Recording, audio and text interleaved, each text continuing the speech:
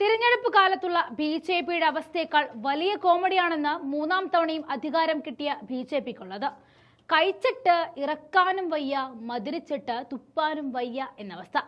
കഴിഞ്ഞ തവണ ഒറ്റയ്ക്ക് നിൽക്കാൻ കെൽപ്പുണ്ടായിരുന്ന ബി.ജെ.പിക്ക് ഇത്തവണ അതില്ല എന്നത് തന്നെയാണ് പ്രതിസന്ധികൾക്ക് പിന്നിലെ കാരണം. ടി.ഡി.പിയും ജെ.ഡിയും എന്ന രണ്ട് വള്ളത്തിലും കാലുകുത്തിയാണ് മോദിയുടെ നിൽപ്പ്. രണ്ടിലേതെങ്കിലും ഒന്ന് മാറിയാൽ മോദി താഴേക്ക് വീഴും.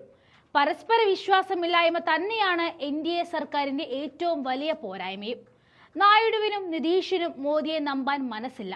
അതുകൊണ്ടാണിന്ന് എൻ.ഡി.എയുടെ മൂന്നാം ഊഴത്തിനായുള്ള എം.പിമാരുടെ യോഗം തുടങ്ങുന്നതിന് മുന്നേ തന്നെ ഒരു മുഴം എറിഞ്ഞുകൊണ്ട് ടി.ഡി.പിയുടെ നായകൻ ചന്ദ്രബാബു നായിഡു തന്റെ പാർട്ടി എം.പിമാരെ മാത്രം വിളിച്ചു ചേർത്തുകൊണ്ട് രാവിലെ ഒരു യോഗം നടത്തിയത്. എന്തിനായിരിക്കും എൻ.ഡി.എയുടെ യോഗം തുടങ്ങുന്നതിന് മുൻപേ അവർക്ക് മാത്രമായി ഒരു യോഗം നായിഡു വിളിച്ചു ചേർത്തിട്ടുണ്ടാവുക?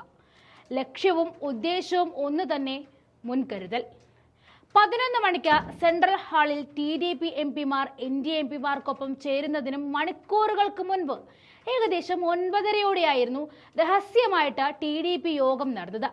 ടി.ഡി.പി എം.പിമാരോട് ഒറ്റക്കെട്ടായി നിൽക്കുവാനും പാർലമെന്റിൽ ഒരേ സ്വരത്തിൽ സംസാരിക്കുവാനും യോഗത്തിൽ നിർദ്ദേശിച്ചതായും വൃത്തങ്ങൾ അറിയിക്കുന്നുണ്ട്.